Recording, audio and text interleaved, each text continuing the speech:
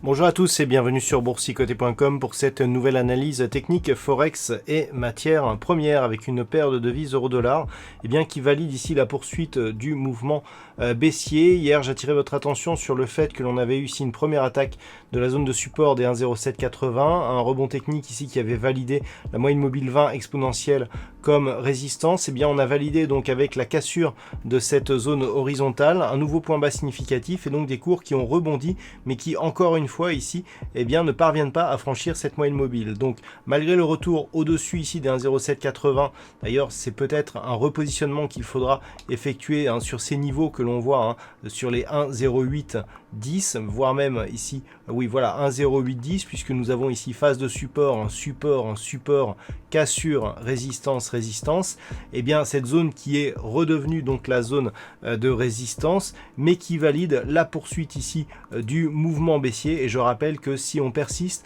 dans cette dynamique, l'objectif est une poursuite ici en direction des 1,0650.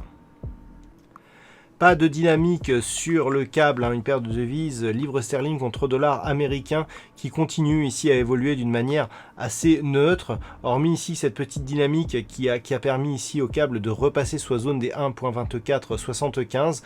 On s'est totalement neutralisé ici aux alentours des 1.2350. Donc on reste toujours sous une impulsion haussière, puisqu'après ici la forte baisse qui avait donc mené à la paire de devises sous ce niveau historique des 1.20, on a rebondi et on s'est stabilisé. Donc l'impulsion ici, elle est plutôt haussière. On a eu d'ailleurs un nouveau point haut significatif depuis. Tant que les cours ne recassent pas ici la zone des 1.22, nous sommes certes ici dans une phase de neutralisation, mais plutôt dans une préférence haussière d'un point de vue court terme. Sur l'or, malgré la cassure ici de la zone de support oblique qui définissait la précédente tendance, nous avons constaté que par rapport à l'intégralité ici de cette dynamique, la phase de consolidation n'avait que très peu attaqué ici le premier retracement à 23,6% de Fibonacci et que depuis, les cours étaient revenus ici au-dessus des 1705 $ l'once. Donc nous sommes ici dans une phase de reprise de mouvement haussier. Nous avons eu ici une dynamique qui a permis des contacts répétés sur la bande de Bollinger supérieure. On est juste revenu chercher ici la moyenne mobile 20 exponentielle en tant que support, mais la dynamique reste haussière en direction donc d'un possible retour sur la zone de point haut ici qui se situe à 1747,50 $ l'once, qui n'est qu'une étape intermédiaire en vue de la poursuite vers l'objectif majeur qui se situe à 1790 $ l'once.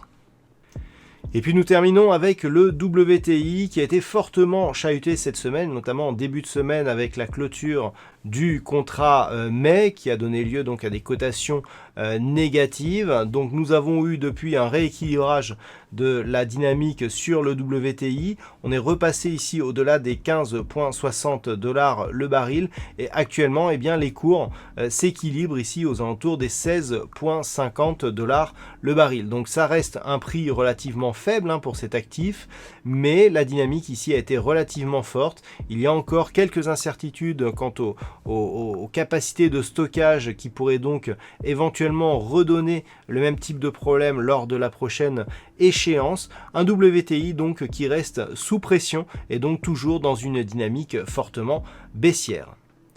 Voilà donc ce que l'on peut dire sur cette analyse technique Forex et matières premières. Passez un bon week-end, restez chez vous, prenez soin de vous. On se retrouve dès la semaine prochaine pour plein d'autres analyses techniques, toujours sur le site boursicoté.com.